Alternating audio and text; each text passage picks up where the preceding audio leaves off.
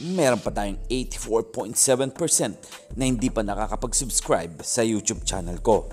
Bagong lahat, huwag natin kakalimutan na mag-subscribe and click the bell para ma-receive ninyo lahat ng aking notifications.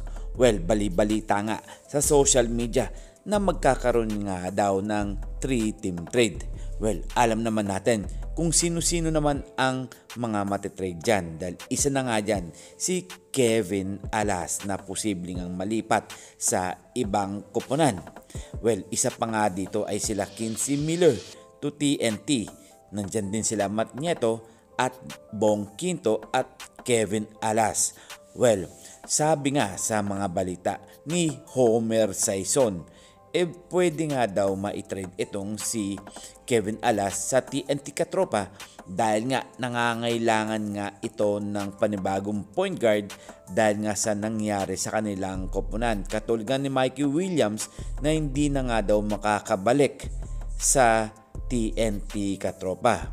Well, eto naman sila Matt Nieto at Bong Quinto posible rin malipat sa koponan ng Converge dahil sabi nga ni Homer Sison, breaking a multiple team trade is in the works once all the moving parts are determined. Converge will release the rights of the import Quincy Miller to TNT. Among the players that could be traded today include Matt Nieto, Bong Quinto, and Kevin Alas. Well, spin.ph mga parkoy, posibleng mangyari to dahil alam na nga ng kanilang koponan na kung sino-sino ba pwedeng ipalit at kung sino-sino din pwedeng kunin o i-trade na talagang kailangan sa kanilang koponan. Well, sana nga mga parkoy, mangyari to kung kakailanganin talaga. Kung ako ang tatanungin mga parkoy, medyo patas naman siguro lahat to kung mangyayari man ang mga trade rumor na yan. Well, may mga nagsasabi nga sure win na nga daw yan sila Bong Quinto pati si Matt Nieto at sila Kevin Alas na pwede rin matrade dahil alam naman natin na bihira lang naman mangyari yan sa TNT Katropa.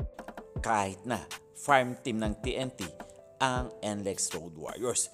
Well, pag-usapan naman natin ang paborito natin na si Chris Newsome. Well, balitang-balita na nga to at wala na ang bago at luma dito sa player na to na gustong-gusto nga na maglaro sa Barangay Ginebra dahil nga nakatikim na rin ito ng gold medal at nakapagkampiyon na rin sa pamumuno ni Coach Tincon.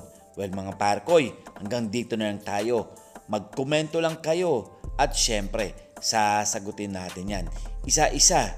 And this is Ton the Boy Vlogs. I'm out. God bless you all.